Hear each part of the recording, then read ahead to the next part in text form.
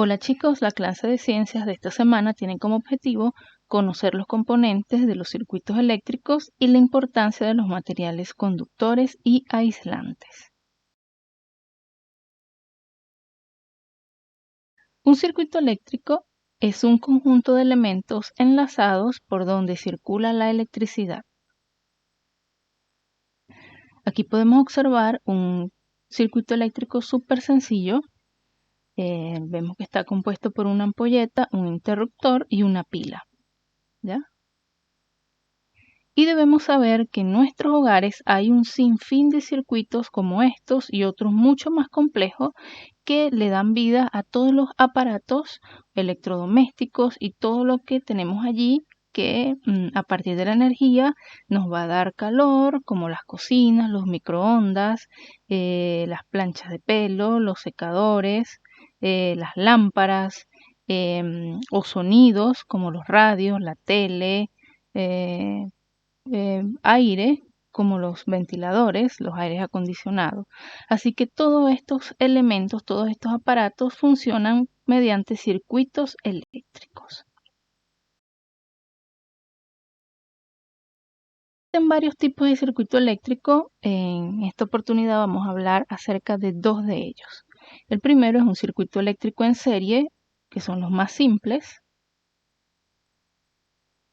Estos circuitos se fundamentan porque la corriente eléctrica pasa en un solo sentido, desde el objeto que genera esa corriente, que en este caso podría ser una pila, pero también podría estar enchufado por electricidad. Entonces, esta pila que tiene energía química pasa esa corriente a partir, o sea, de los cables hasta las ampolletas, y esto en un solo sentido. Y un ejemplo práctico de un circuito eléctrico en serie sería una lámpara que está compuesta por una sola ampolleta, ¿ya?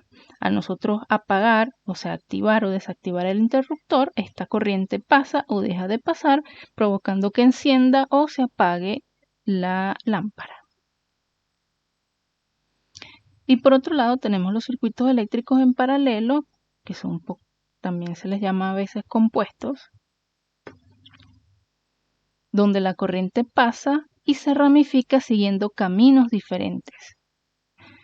Fíjense que en el primer dibujo correspondiente al circuito eléctrico en serie, los cables tienen un solo sentido. Estas dos ampolletas están conectadas por el mismo cable. Pero en este circuito en paralelo tenemos dos ampolletas que están conectadas con cables diferentes. Digamos que se ramifican esos cables, provocando que de pronto, si desenchufamos una de estas ampolletas en paralelo, la otra se va a mantener encendida.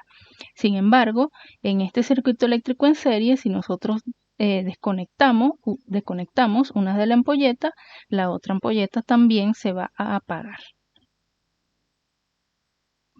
Un ejemplo práctico de circuito eléctrico en paralelo sería una lámpara que tenga varias ampolletas conectadas, ¿ya? Estas ampolletas, cada una tiene una ramificación distinta y si se funde una de esas ampolletas o si las quitamos, las demás van a quedar encendidas.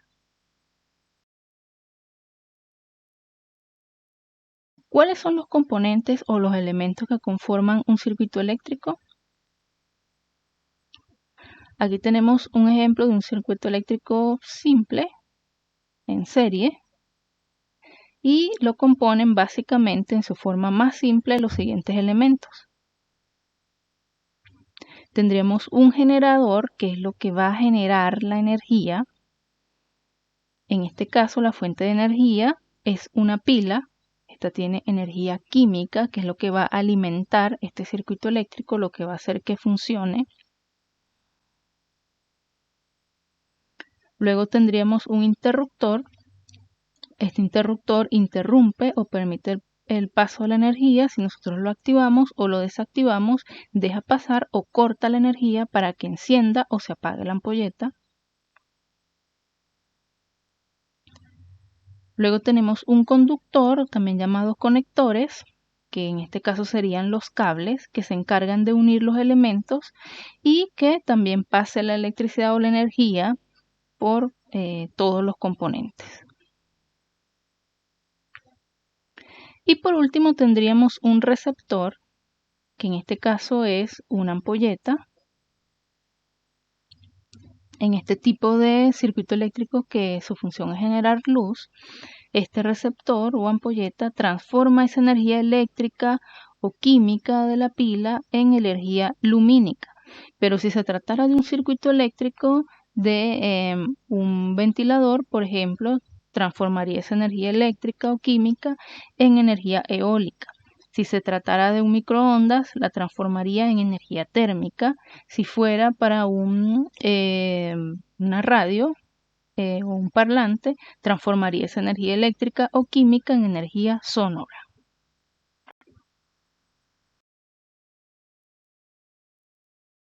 Hay algo que debemos tomar mucho en cuenta y son los materiales de los que están hechos los diferentes componentes que forman un circuito eléctrico o inclusive que forman los objetos. Existen materiales que son conductores. Estos materiales van a permitir o van a facilitar el paso de la corriente eléctrica. Básicamente todos los metales hacen que la corriente eléctrica pase de una forma más óptima. Es por eso que los cables que llevan la electricidad a todos los objetos y que están en nuestra casa, dentro de ellos tienen un metal que por lo general es cobre, ¿ya? Entonces, este metal lo que va a favorecer es que pase toda esa energía eléctrica a los diferentes circuitos o a los diferentes objetos que tenemos en nuestros hogares. Por algo, las ollas, por lo general, están hechas también de aluminio o de algún tipo de metal que favorece, digamos, ese paso de la energía y de esta manera los alimentos se calientan y se cocinan de una forma más rápida. Por otro lado, hay materiales que son aislantes. Estos materiales aislantes lo que hacen es impedir el paso de la corriente eléctrica. Es por eso que muchas veces las ollas y los utensilios, aunque son metálicos, tienen una asa o tienen una parte que están hechas de materiales como estos, que pueden ser por lo general madera o plástico, que lo que hacen es evitar que ese calor, esa temperatura que se genere, nos pueda lastimar. También por eso entonces los cables están rodeados, ese metal de cobre que está dentro se rodea de plástico que es un aislante de la corriente eléctrica y por eso podemos tocar los cables sin hacernos daño. Si nosotros tocáramos el metal, el cobre, nos lastimaría, nos haría una descarga eléctrica.